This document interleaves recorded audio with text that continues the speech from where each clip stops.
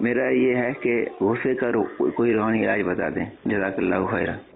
غصے کا روحانی علاج بھی ہم آپ کو بتائیں گے، اور عملی علاج بھی میں عرض کر دیتا ہوں۔ جب بھی غصہ آئے نا، خاموش ہو جائیں، قفل مدینہ لگا لیں۔ تو غصے میں بعض اوقات ہوش نہیں رہ پاتا، جب زیادہ غصہ آئے کیا کہہ رہے ہیں، کیا اپنی زبان سے نکال رہے ہیں، کچھ بعض اوقات پتہ بھی نہیں چل پاتا، اور اس کے نتائج پھر بہت ہی بھیانک نتائج سامنے آتے ہیں۔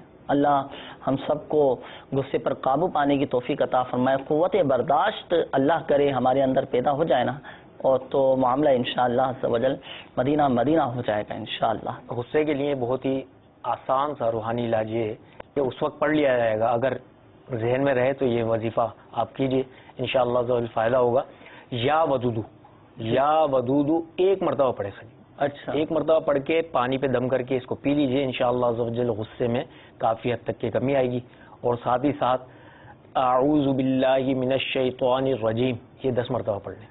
چلیں صحیح، یہ پڑھنا اچھا ایسا کوئی وظیفہ ہے جی کہ اگر مثال کے طور پر سامنے والے شخص کو بہت زیادہ غصہ آ رہا ہے، ہمیں پتہ ہے کہ یہ غصے میں بیٹھا ہوا ہے، جی جی ہم یہاں سے ایسا کوئی وظیفہ پڑھ لیں، ایسا کوئی روحانی علاج پڑھ لیں کہ وہ اس کا غصہ ٹھنڈا ہو جائے۔ اب بعض اوقات ہوتا ہے کہ اس کو بھی یاد نہیں رہ پاتا غصے میں کیا وظیفہ پڑھنا ہے۔ اچھا، وہ جو سامنے والا نا جی، اس کی تو یہ خواہش ہے کہ اس کا غصہ ٹھنڈا ہو جائے، جی تو اس کو چاہیے کہ 20 مرتبہ پڑھ لے یا نافع ہو۔